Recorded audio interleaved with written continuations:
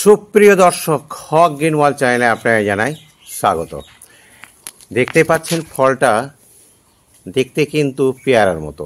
হ্যাঁ বন্ধুরা, এটা কিন্তু পেয়ারা, তবে স্বাভাবিক পেয়ারা নয়, এটা হচ্ছে স্ট্রবেরি পেয়ারা।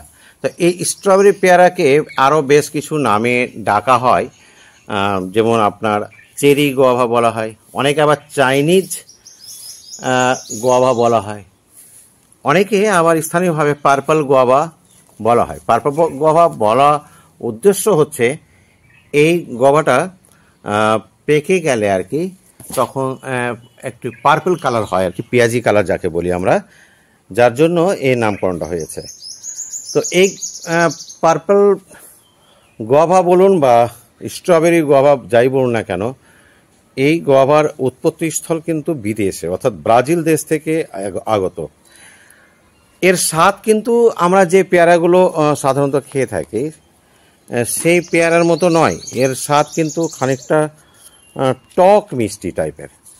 এখনও খুব একটা বড় হয়নি, আর খুব বেশি বড় হয় না, এর হয়তো 1.5 গুণ বড় হবে, মানে এর থেকে একটুখানি আর বড় হবে, খুব বেশি বড় হয় না, ছোট ছোট হয় আর কি, যার জন্য এর নামকরণটা ওই চাইনিজ গোয়াভা বলা হয়। চাইনিজ গোয়াভা আরও একটি রয়েছে আমার কাছে অন্য জাতের, তো সেটা আমি পরবর্তীতে নিয়ে আসবো। তো এই গোয়াভাটা সচরাচর আমরা খুব একটা দেখতে পাই না, নার্সারিতে খুব কমই পাওয়া যায়, রেয়ার কালেকশন যাকে বলা হয়।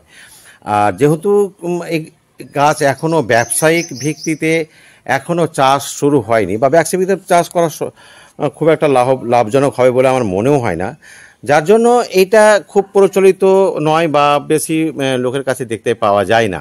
যারা একটু শৌখিন বাগানি তারাই হয়তো কালেকশন করে, কিংবা যাদের মাটিতে বসানোর একটা জায়গা আছে হয়তো, কারণ এটা বছরে দুবার হয়, দুবার মানে হয় এরকম নয় যে গাছে থাকতেই যেরকম অনেক সময় ফুল চলে সেরকম নয়, একবার হবে তারপরে আর একবার হবে।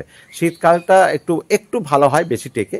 গ্রীষ্মকালে যখন ফুলটা এসছিল আমার এই গাছে তখন প্রচণ্ড দাবদাহ চলছিল, যার জন্য একটু ফুলগুলো নষ্ট হয়েছে, এবং যেহেতু এটা এই বছরই প্রথম হচ্ছে যার জন্য সংখ্যাটা আরও কম আছে। প্রকৃতপক্ষে গাছ 2 বছরের বয়স না হলে এই গাছে কিন্তু ফল সাধারণত আসে না। আর হতে পারে কারো কাছে হয়তো 1 বছর আসে, কিন্তু এটা প্রায় 2 বছরের গাছ, তারপরেই ফলটা এসছে। অনেক ধৈর্যের ব্যাপার আছে, আর সিড থেকে করলে তো 3 বছর অবশ্যই সময় লেগে যাবে। এই গাছে সাধারণত জল কম লাগে, কারণ হচ্ছে এই গাছের পাতাগুলো দেখবেন পেয়ারা গাছের মতো খসখসে নয়, একেবারে চকচকে পাতা।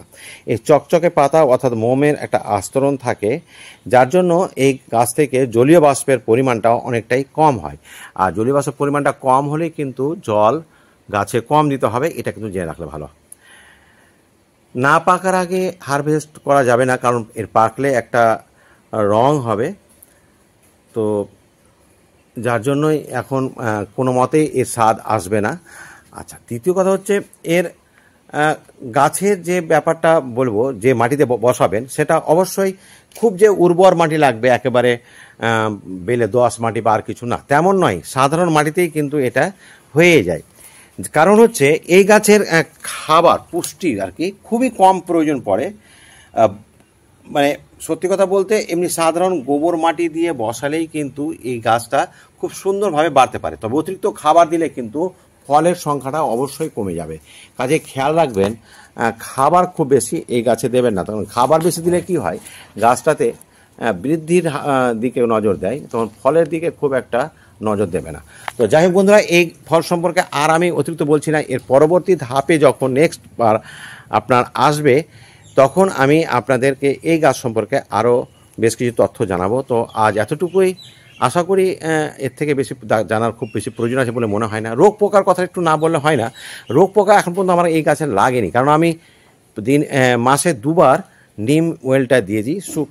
সুস্থ গাছে নিম ওয়েল দিলে কিন্তু গাছ আরও সুস্থ থাকে।